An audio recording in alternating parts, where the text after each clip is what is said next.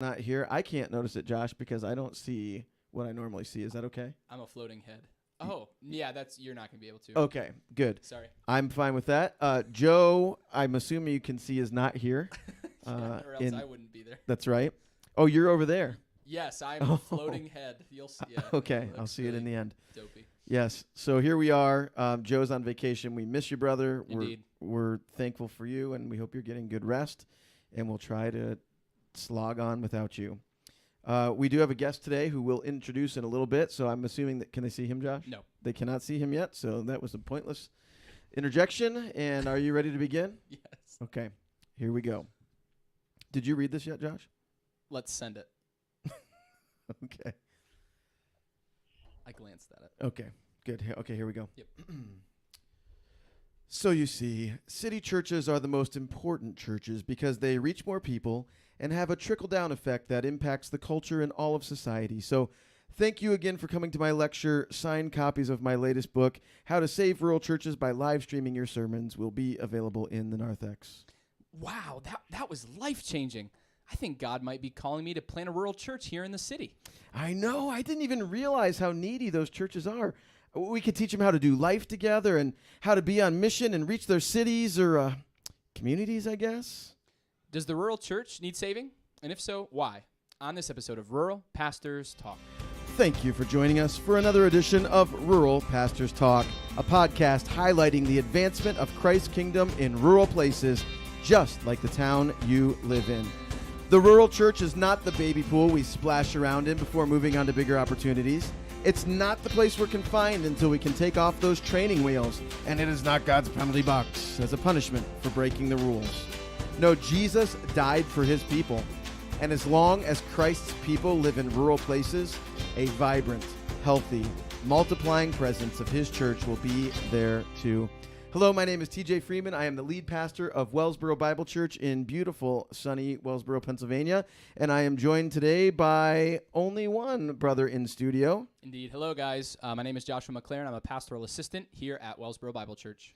And as we already mentioned, if you're watching on social media, Joe is on vacation, and we wish him well. Indeed. On this episode of Rural Pastors Talk, the best rural TV shows, why your rural church might be more important than you realize, with our special guest, Dr. Glenn C. Damon. I'm going to review something you're just dying to know about, faux shiplap, and then a quote from A.W. Tozer to draw you closer. So, Josh, yes, what is the best rural television show? Do you know any? This is going to age me, TJ. What about the Waltons? They're rural, right? Yeah, that's a good one. I didn't think of that. I will say the Waltons only because that is the one I watched most of my grandparents. So. And did you enjoy it? Yeah. Did you feel nostalgic watching it? Yes. Yeah. Yeah. You know what mine is? What is your favorite rural TV show? Andy Griffith. Okay. I think it is wholesome, good, paints a nice, dreamy picture of what I wish that era was actually like. Probably wasn't really. But my kids really enjoy it, and I appreciate that kind of television for them. And then my family has a second favorite, Petticoat Junction. Have you seen that one? I have not. You should watch it. It is probably illegally streamable on YouTube. I don't know that it's on any of the other places, but you can find it there. That's how we watch Little Bear with our daughters on YouTube. There you go. I thought you go ahead. I thought you were going to say Duck Dynasty is your favorite. No, I don't think so. Okay. Now, the way you phrased your question, what is the best rural TV show? We gave our opinions. Do you think that there is across the board, this is the best TV show, bar none? I'm sorry, I accidentally sounded like mine was an opinion. I was making a statement. Oh, okay, gotcha. No, I don't know the answer to that. But I was thinking about how it's interesting that there's been a transition in shows over the years from a rural perspective to a more urban setting. So I was thinking of shows like Friends, New York City, I think. Seinfeld, I think is also New York City. Cheers, where was that? Boston, yes. Your desired place of livelihood that never happened. Yep. That's the only reason I know it. We walked by the bar that it was filmed in when we were walking around the city. We shouldn't say bar on the podcast. Well, sorry. CSI, King of Queens, these kinds of things are more city-related. So it's just interesting how television has changed. Most of what I think is on for rural now is less attractive than maybe what the Andy Griffith Show or something like that was, like Swamp People. I say, are there even any sitcoms that are rural now? I I don't think there's any fake acted TV shows that are rural. Yeah. Do you remember Reba? Yes. I don't know where Reba lived in her sitcom, but that was one that came to mind. Suburbia, it looked like. Yes, indeed. Well, now that we've satisfied that, let us introduce our special guests. So we are really privileged to have an author, a pastor, et cetera, et cetera. You'll hear more about that in his bio in just a moment. But this is a brother who actually I stumbled upon his book initially when I was just looking up rural information, and I saw it on a 9Marks review. And I got the book. I read it. I was really thankful for it. It's a book called The Forgotten Church. But let me give you Dr. Damon's official bio. Glenn C. Damon is the author of Leading the Small Church, Shepherding the Small Church, Developing Leaders for the Small Church, When Shepherds Weep, and Shepherding the Small Church. He grew up on a farm in northern Idaho and attended Big Sky Bible College, Western Seminary, and Trinity Evangelical Divinity School. Since 1991, Glenn has served as the pastor of River Christian Church in Stevenson, Washington. He has also served small rural churches in Montana and Oregon. He has served as the director of Village Missions Center for Leadership Development and has been an adjunct professor for a number of Bible colleges and seminaries in the area of small churches. He has also taught in Russia, the Philippines, Canada, and Mexico. Glenn enjoys photography, which I am with you on, woodworking, which Josh is with you on, camping, which we're both with you on, with his family, and spending time on the family farm. So, Glenn, Dr. Damon, welcome. We're so glad to have you here. Mm-hmm. Well, thank you. And by the way, you forgot for current is Corner Gas. Is what? Corner Gas. I hadn't heard of that. Oh, it's a Canadian show set in a rural area in Canada. Well, Nice. good to know. We'll have to look that up. Yeah. Corner Gas. Very nice. Yeah, it's kind of like along the lines of Green Acres. Oh, yeah, okay. Yeah, that's another great one. I'd forgotten about that one. That's Well, right. You got to have Arnold the pig. there we go. Now, is there a legal way for us to watch this? As long as you can translate. Okay. Oh, okay. Got it. Well, no wonder we've forgotten it, but thank you for the recommendation. We'll have to check it out. Hey, before we dive into the topic here today, is it true that your mother was discipled by A.W. Tozer? She was the youth director for a couple of years at his church. Wow. That's pretty cool. So she knew him and was in part of his staff. And Did she share anything really memorable or notable from that time? just the one thing that she always shared is how deeply a man of prayer was, and how he would just he would go into his office and just prostrate himself before the Lord and just pray. Yeah, that's instructive and encouraging. Yeah. Yeah, that's great. Well, hey, you've written several books aimed at helping pastors in small churches and pastors in rural places. Why is it you care so much about churches that most people really are okay to overlook? Well, I think it goes back to where I grew up. I grew up in a rural community. The church was anywhere from 40 to 60, depending on the heyday. And so, it was a village missions church. So that's always just been my passion. And I've always said that the city church, there's several reasons why I never became a pastor of a large city church. Number one, they don't want me. Two, I don't want to live in the city. And then three, they wouldn't understand farm stories. So Yeah. my people give me a hard time all the time about my farm stories. So. Yeah. Well, Jesus used a few of those, I think. So That's right. Yeah. That's right. So I'm I'm biblical. I can see you have some farm implements behind you just now. Yeah, those are my collection of stuff that I grew up with. Yeah. Oh man, that's awesome. So you've used most of the machinery behind you? Yeah, Wow. at one point or another, I've driven it Yeah. on a farm. That's something we talk about a lot on the podcast and in our rural settings is people that grew up in a rural place have a way of relating to rural people that they won't. I mean, they can still relate to people in a more urban area, but it's almost like a different language you're speaking some of the time. That's exactly what you're highlighting. So practical experience is part of what is behind your passion for this, but I imagine there's some theological drive behind your desire to be engaged in the rural church as well. Do you have some thoughts as far as what the value of the rural church is theologically? Well, I think, it really goes to the essence of our gospel. That the gospel message, he didn't say, go into parts of the world or go into the metro areas. He says, commands us to go into all the world and preach the gospel. And, if it wasn't for people going into rural areas, how would I have ever heard the gospel?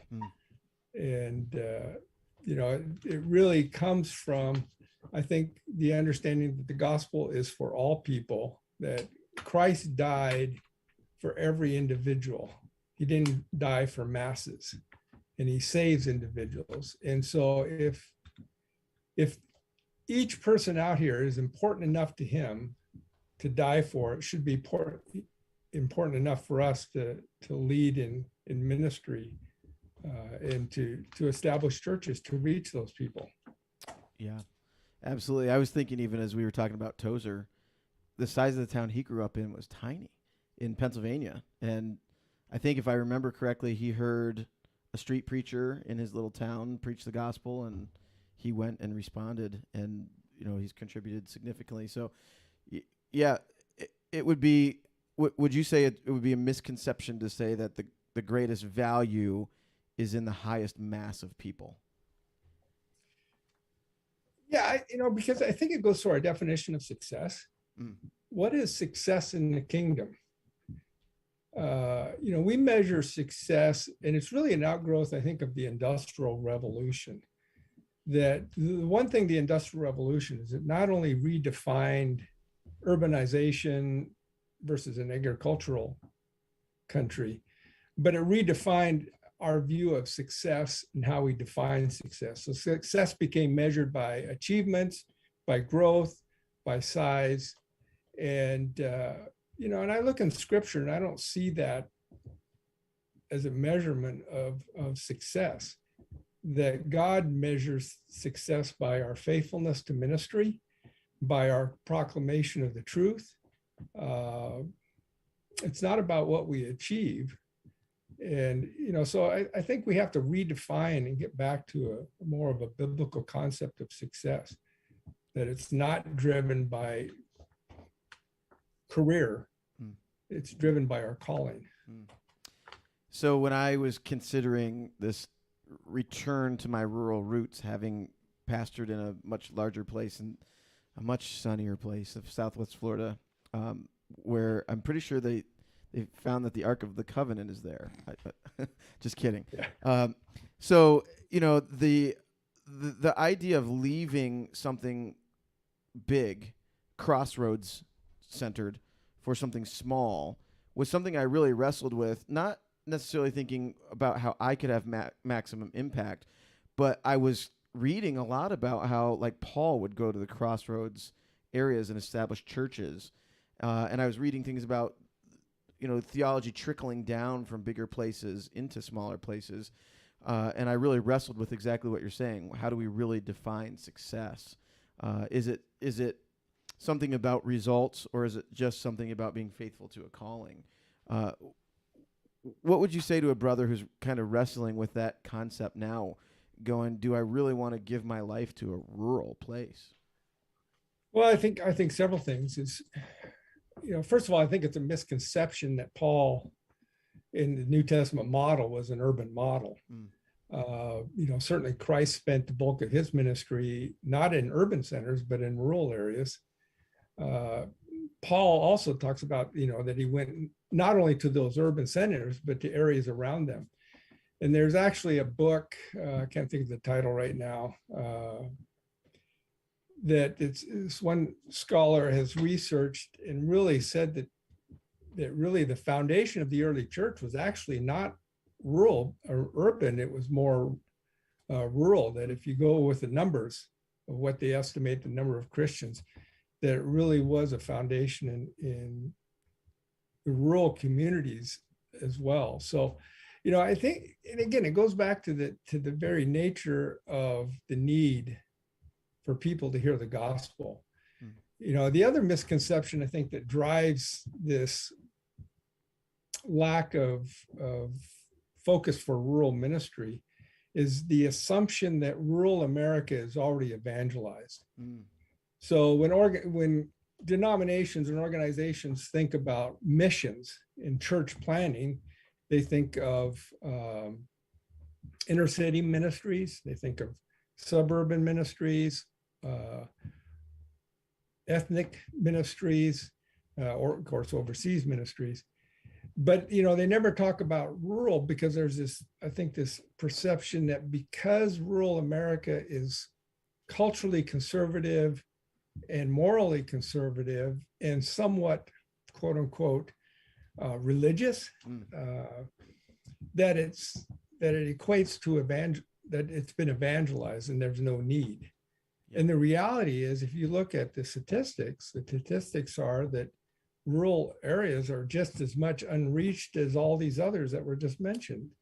So, we need rural ministry because there's people that need to hear the gospel. There's communities that don't have churches. There's no church near them.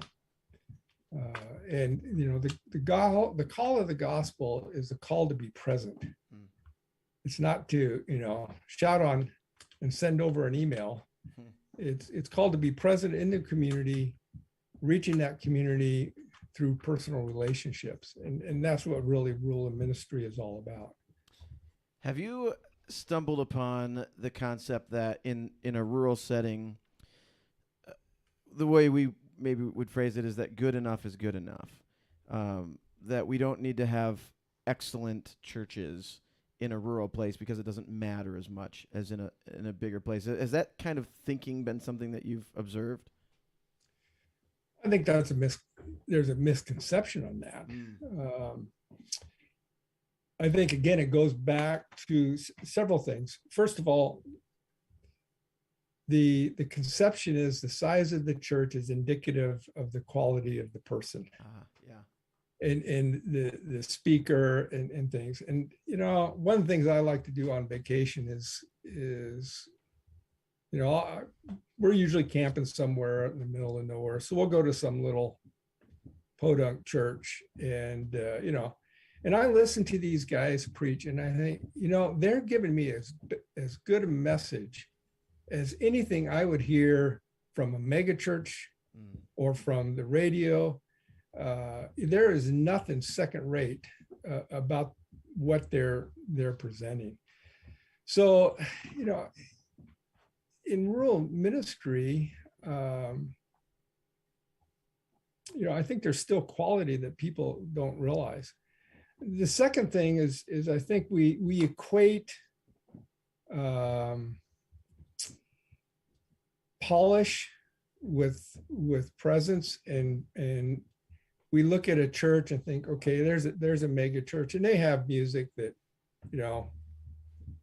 rural areas would die to have.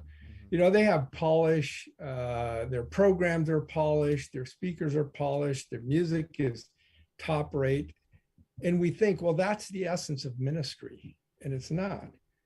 The essence of ministry is the message we proclaim. Yeah, amen. And worship is not about what we experience or the quality of the music. Worship is about our response to God. And, and I think of a guy by the name of Jack Evans. He attended a small church that I attended when I was in seminary. And he would lead the singing, and sometimes he'd be on key, sometimes he wasn't. He'd sometimes sing, but yet he sang with the heart. And every time you heard him, it brought you into worship. So worship is not about necessarily quality, it's about heart condition. And in the rural areas, the advantage of that is we know the person's heart. Yeah. So that even though they're not singing on key all the time, we know that they're genuinely expressing their worship, and that draws me into worship. Yeah, absolutely. And that's the reason we are to sing, right? To encourage one another, not to, satisfy some desire for professionalism or to put on a show, but that encouragement is the value. And yeah, there's an authenticity behind that I think really shows what's most important. And that touches on some of the things that I think, as I consider some of the rural pastors in our region and guys I've spoken with abroad, there's a little bit of a sense, I think, at times of discouragement, of longing for some things that maybe we read about or see at conferences or on YouTube or whatever. And we think if we could be more like that, we will have arrived. So there's one layer here where rural guys could get discouraged by maybe shooting at the wrong target. And there's another layer here that you bring out so well in the book. That is that there could be some of the misconceptions you've just mentioned and more in those who would be in an urban or suburban context where they don't realize the impact that the rural church has on the broader church context. So, in other words, guys are discouraged because they're not seeing their role in the broader church context. And urban and suburban churches might be missing out on something because they're not seeing the value of the rural church in the broader context. So how is it that, a church in the middle of nowhere, USA, could have an impact that matters to a church in New York City or on Capitol Hill? Well, I think there's several ways that rural churches impact. Certainly, rural churches have an impact because they are a source of leadership for urban churches. Now, obviously, it's the numbers have changed, but it used to be about 70% of missionaries and pastors came out of rural contexts. It's still, I think, it's fairly high proportionally that there's still a major part of rural people that are migrating. The young people are migrating to urban areas, and they're taking that passion of ministry that they learned in rural communities and grew up, because in a small church, there's no place to just sit back and kick back and relax and watch the show. Right. Children are taught early to be involved. And so when they go to urban areas, they are getting involved and becoming leaders. So that's one area. The second area, I think, is in terms of our theology, and this is going to be way over simplistic, okay? So I'm going to way over generalize, but just to kind of illustrate it, the kind of the danger of the rural area is more, falling prey to legalism, right? Mm-hmm. The danger of urban areas, because they are embracing in a much more liberal, if you would, culture, they end up becoming more on the compromising side. And I think that really the two need each other, that the urban church needs to hear some of the theological conservatism of the rural ministry saying, hey guys, you're going off base here. The rural guys need to hear from the urban guys saying, you need to be creative. You need to think outside the box. Don't fall into the trap of just doing the things the way they're doing. So I think there is very much of a mutual benefit that if they would form partnerships and dialogues could help both, that, it kind of calls the urban church back to the moral center and the theological center of Scripture, rather than just falling prey to a message that becomes popular to the culture. Sure. So I'll jump on the bandwagon and generalize a bit as well. And I appreciate everything you just said, but maybe a generalized feeling would be that we're afraid to develop some of those relationships as rural pastors reaching out to somebody in an urban or suburban context, because either we feel inferior, that we don't have anything to offer, or maybe that will be misunderstood. And I think also there could potentially be the thought in an urban context that we need to show the rural churches how they should function. How can we develop relationships that are actually interdependent and mutually beneficial despite some of those potential reasons we don't? Well, it begins really with a sense of mutual respect. Like you say, the danger of the urban churches, sometimes they become paternalistic, and they kind of develop that paternalistic view of the rural church. And I've seen that where, they say, okay, we're going to start a ministry to rural pastors so that we can equip them to be successful. Well, rather than looking at it and say, wait a minute, most of these guys are far more successful than we realize. They just don't have numbers. But if you look at how many conversions per 100 people, if you would, sometimes the smaller churches are much more effective. So rather than see them in an inferior or a superior standpoint, we need to see them as each other as equals and start the dialogue. And I think that starts even with denominational leaders recognizing and starting to value rural ministries and rural pastors and putting them on stage, if you would, in conferences and things to show that, hey, these are not the poor stepchild. These are our peers that we can learn from. Have you seen any movement in that direction, either at the denominational level or maybe even the seminary level? There's been some, a little, certainly not as much as I would like to see. Some seminaries are still,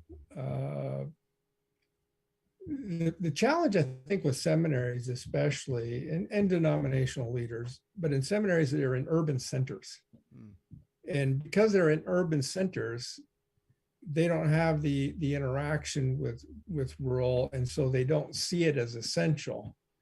They just make the assumption that, well, if we train them in urban ministries, that will equate to rural ministries. And so there's been some movement, but not near enough in my opinion, in terms of where we need to go to really equip people for rural ministry, because it's a cross-cultural ministry. Yeah. Just as if I went to an urban center, I would be going cross-cultural. Sure. So also, people that didn't grow up in a rural area or grew up in a different rural area, there's a big difference between Montana and Boston or Massachusetts, rural, in terms of culture. We need to realize it's cross-cultural ministry. We recently had a small town Jesus summit here, and Donnie Griggs came, and some guys from pockets of West Virginia came, and all over Pennsylvania. And I think all of us were very aware of just how different our rural contexts are, even being here in the Mid-Atlantic region. Rural is very different. And I was having a conversation with a brother yesterday, and he quoted somebody, I can't remember who it was, who said, if you've seen one small town, you've seen one small town. And that just, I think, speaks to your point that there are so many differences. And I think it's a significant challenge. It's a big, wild animal to think about how to incorporate some of this kind of training in a seminary, or to think of it on a denominational level, because you can't just say, oh, here's what rural is. Now we're going to start talking about it and teaching toward it. So that's where I think a conversation like this, I hope, stirs up some rural brothers in all kinds of pockets of rural places to get into a conversation about how is it that we can see Christ's kingdom advance in rural places all over. And so I appreciate your contribution toward that. Do you have any suggestions, any ideas, any maybe a little catalyst of how guys could begin to contribute in a helpful way to this broader conversation? It begins, first of all, just by having the conversation with the schools that you graduated from, the professors there, having conversations with denominational leaders. I think becoming engaged in like rural pastors talk and the summits, where you're getting a little bit more of a corporate presence. Rural Matters Institute, another one. These kind of different organizations that are kind of getting started, and really become engaged, because it's in that community then that you have a broader influence.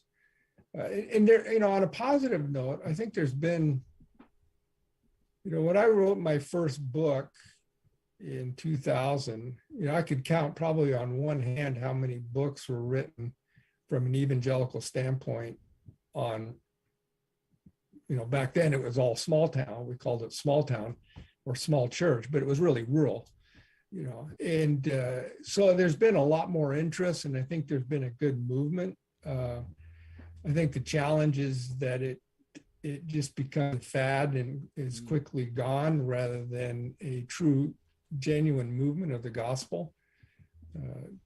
So, we have to look at it from a long haul, not, okay, this is going to be, save the world now, but then tomorrow it's going to be forgotten. We really have to make it ingrained as part of our gospel message and our theological foundation. Yeah, absolutely. That's helpful and encouraging.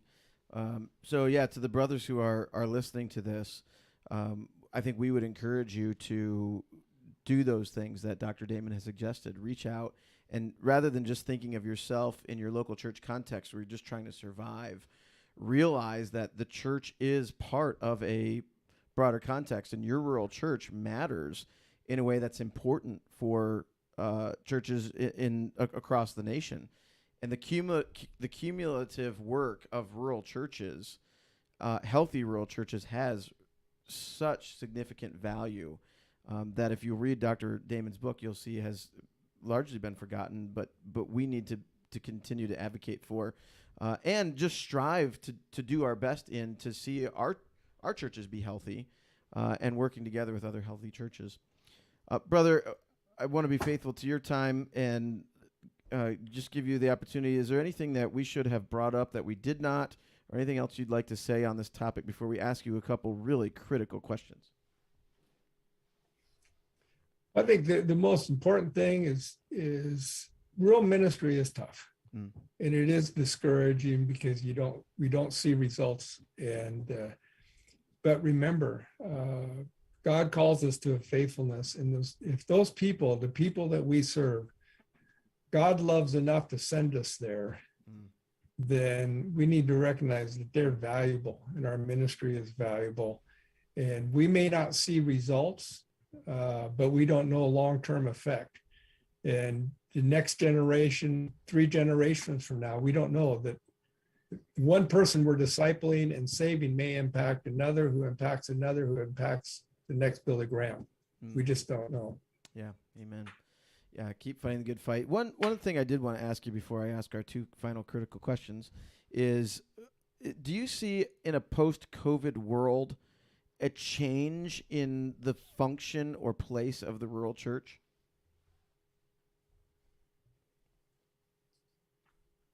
Well, that's a tough question. I think certainly in a post-COVID, I think the rural church is probably in some ways coming out a little stronger than maybe some of the urban, where I've heard some of the urban churches, have lost 50%. Wow. We didn't have that drifting as much. But I still think there's challenges coming out of the post-COVID. I think there's some opportunities because COVID kind of disrupted everything.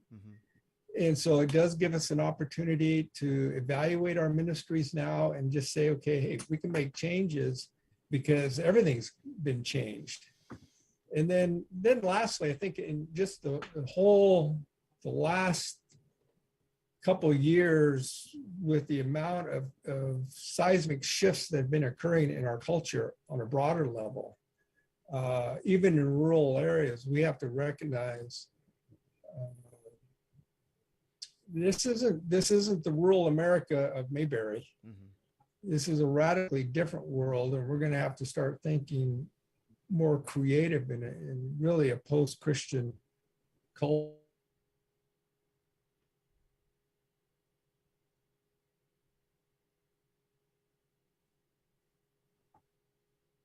I think we lost you for a second, but it looks like we may have just gotten you back. Are you still? Yeah, well, that's Okay, that's the good. joys of rural ministry is the internet. That's right. That is right. Well, hey, thank you for your thoughts on that. And Mm-hmm. I think that's something we need to keep praying carefully about, is how to address the seismic cultural shifts in a post-COVID world, as well as what it looks like for people, especially as we don't know what's going to happen to the economy here in the short run and in the long run. So there could be a return to rural that I think we've seen some trend toward post-COVID that I think as rural pastors we should be prepared to think about.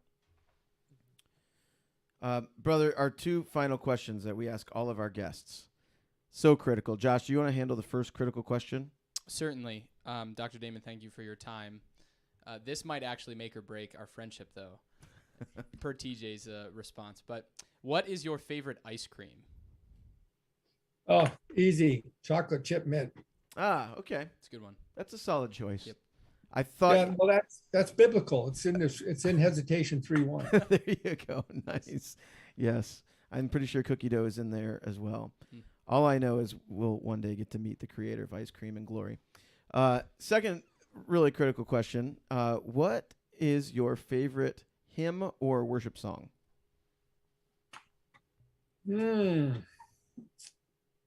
I think probably It Is Well With My Soul. Yeah.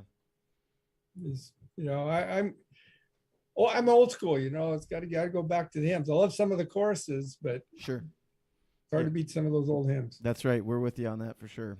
Absolutely. Well, thank you for sharing that with us.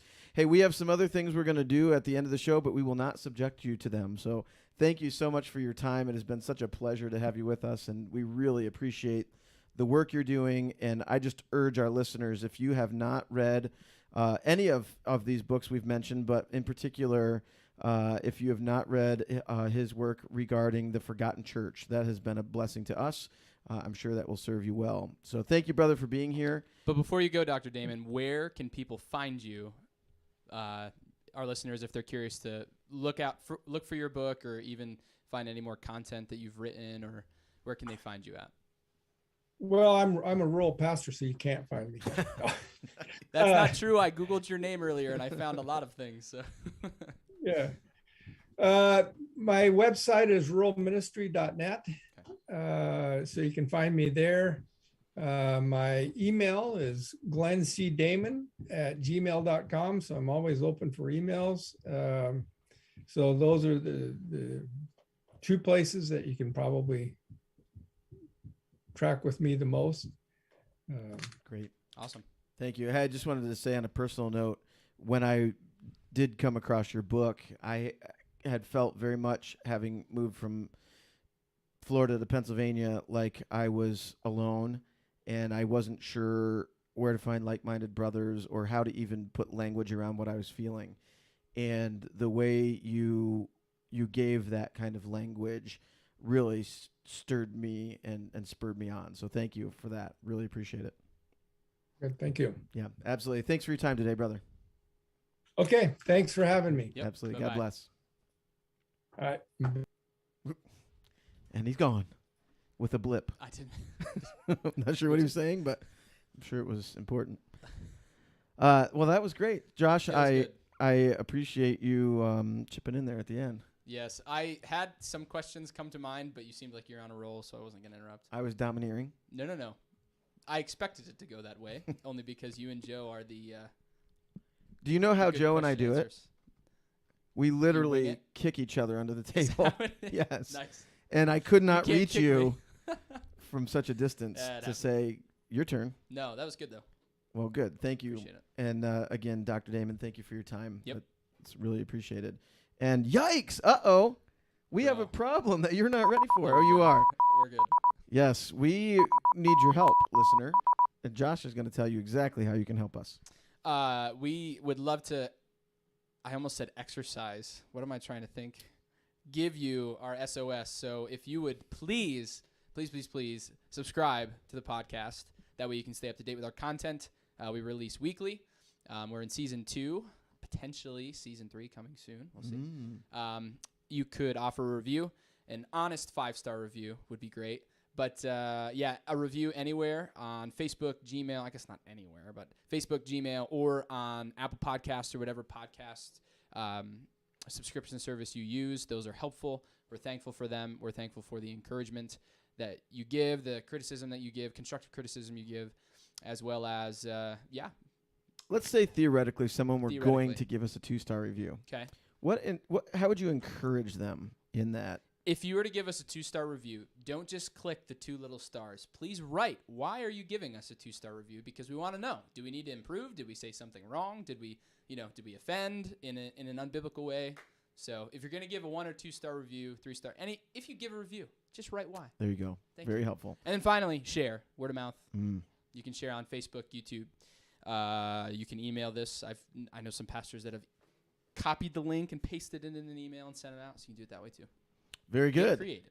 Thank you. Indeed. Now we are going to go to, can you be Joe on this? I will try. Stuff. Girl. Pastors. Can use. Reviews. I am going to review Josh's favorite television show, The Waltons? The Chosen, Ah, also known as The Second Commandment. Violator. You think? this is not what you have listed in this show notes. Are you not prepared to discuss I don't know what to do your with this. theological I feelings have never about watched the graven image? The Chosen. What? Oh. No, we won't talk about that. Lovely. You can watch What- it if you what want are to. you gonna talk about, You TJ? decide if you want to watch that show produced by Mormons. It's up to you. We are going to talk about faux shiplap. Ah, Mm-hmm. faux shiplap. I know you've been dying for this review so that you can Truly. faux shiplap your house. I do have a downstairs bathroom that may need renovation. So. Oh, there you go. Well, this is how you can save some money. This is how you can save yourself a little bit of time.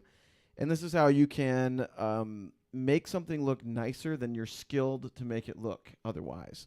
So we have slowly been adding shiplap to our house. Here's how it started. By the way, do you know what shiplap is?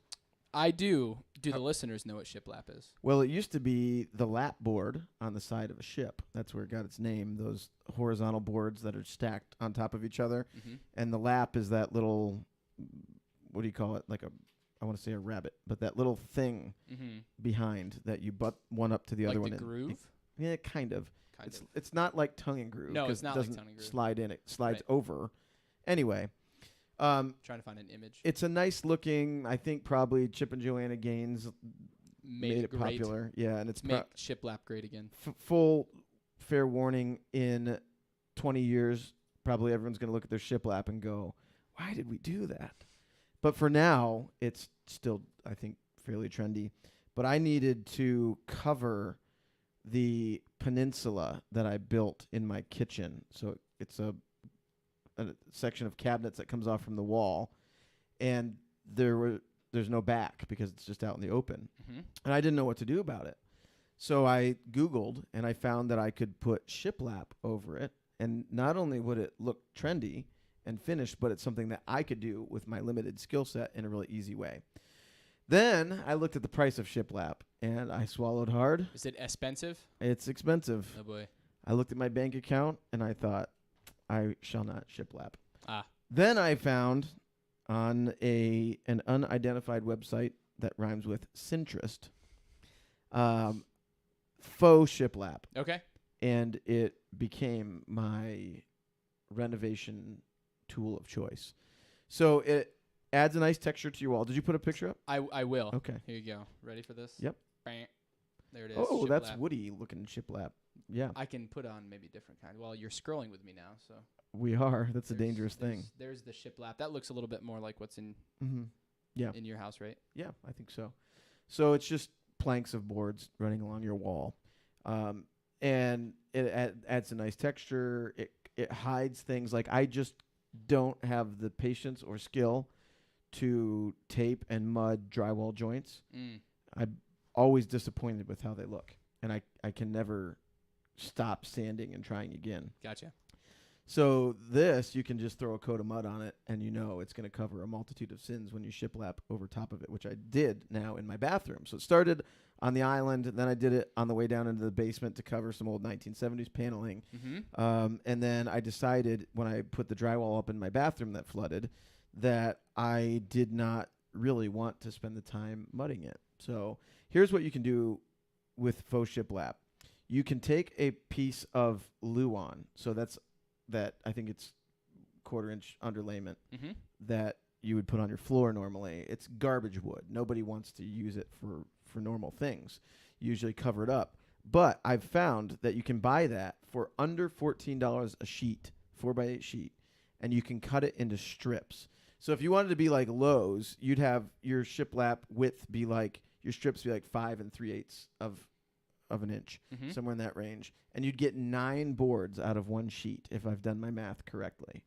Counting even for the 1/8 inch saw blade cuts that you'll lose each time. Nice. And that would be $14 for 9 boards, 5 3/8 by 8 feet. If you bought them pre-made as shiplap, that would be over $100 at current prices. That's absurd. It's absurd. Yeah. So you can save so much money. You got to be careful when you get Luan because it's junk wood. So if you have an old junky saw blade, you're going to get frays and things like this. It's not, if you plan to stain it, it's not going to take the stain super well. It'll be uneven and different looking, which could be a feature. There's one side that's kind of like chewed up, groovy, nasty, and then there's a smoother side. You can use either side of it.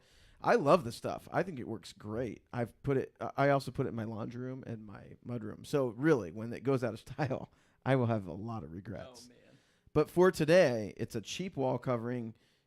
Anybody can do it. If you don't have a table saw, they will rip it for you at Lowe's or Home Depot. Nice. They don't love to do it. They don't high-five you and say, thanks for coming today. And if you're not careful, they will not make perfectly straight lines, which could be a problem. That's why you may want to do it yourself. You may want if you're to, able. if you can. Joe told us last week how you can get a nice Craftsman table saw for cheap. So I would encourage you, if you're looking to do any kind of home renovation, you don't really want to deal with drywall and mud, or you want to cover up something, consider faux shiplap. It has served us very well. If you want to know how to mount it because it won't have the gap for you, you can take nickels. They're about the right gap and just stick them in there. Or you could do tile spacers like you do if you're putting tile on the wall or the floor. Or what I did, I just took 2 scrap pieces of the Luan. Nice. And they're a little broader gaps than what maybe you would normally have, but it's negligible. So I just use that. And you put them up with an air gun? Yep, air nail them. You can glue them. Okay. I didn't want to do that in case mistakes were made. Yeah, that, or if I just end up not liking it one day. Okay. I don't want to have to rip off the paper face. So there's no connection to the Luan boards. Like there's no like groove that you're setting it into. It's just the nickel is the thing spacing it with Luan. Gotcha. And then you've painted your wall behind it the same color. So you can't tell the difference between that and normal shiplap. Do you wait to apply paint after it's mounted so the boards don't warp? Well, if you don't want the boards to warp, you can just paint both sides. But I do wait until I have it mounted because I think it gets a more natural look, a nice even coating than when you put it up there. Oh, and then your nail holes. Then you have to go back and fill in your nail holes with, I use lightweight spackle. Okay. Just put it on there and then paint it. It just seems to blend in better. I think you could do either way. Cool. Indeed. Well done. All right. You want to give us some Tozer to draw us closer? Sure. Okay. It's from A.W. Tozer in The Pursuit of God. Jesus calls us to his rest, and meekness is his method. The meek man cares not at all who is greater than he, for he has long ago decided that the esteem of the world is not worth the effort. Amen. So, rural pastor, meek, humble service for a lifetime is a wonderful goal. Definitely echoes what Dr. Damon was sharing with us today. Indeed. That was fun. Yep. Appreciated having him. We've had some really neat guests this season. Yeah. You foreshadowed that we may be soon entering into season 3. I did. Which means brief hiatus. There may be a break. Yes. So stay tuned. Indeed. for more information about the fact that July we will not be here. We'll tell you about that later.